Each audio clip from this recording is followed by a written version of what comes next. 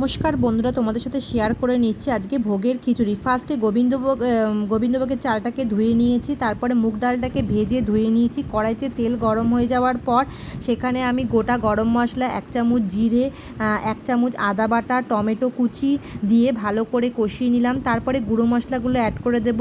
1 চামচ লঙ্কার গুঁড়ো, 1 চামচ ধনে গুঁড়ো, 1 চামচ জিরে গুঁড়ো দিয়ে ভালো করে কষাতে হবে। কষানোর সময় অল্প অল্প গরম জল ইউজ করতে হবে যাতে মশলাটা লেগে না যায় কড়াইতে।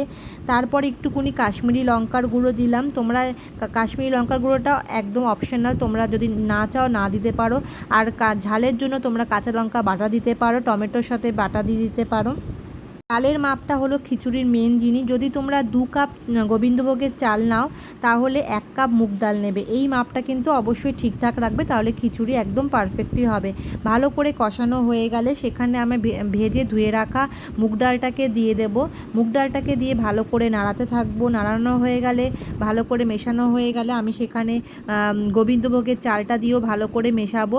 মেশানোটা যখন দেখবে হয়ে গেছে, জলটা বেশ টেনে গেছে, তারপর আরেকটা পাত্রে আমি গরম জল করতে বসিয়ে দিয়েছি। আমি যেই পাত্রে আমার সুবিধা হয়েছে সেই পাত্রে আমি রান্না করি, তোমাদের সুবিধা মতো করতে পারো।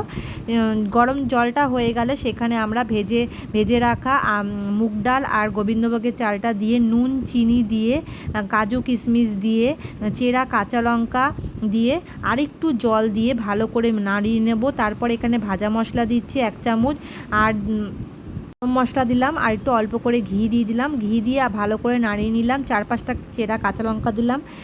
এইভাবে দমে রেখে দিলাম। তোমাদের কেমন লাগলো ভিডিওটা জানিও। এইভাবে চটজলদি যদি তোমাদের রান্না দেখতে চাও আমার লাইন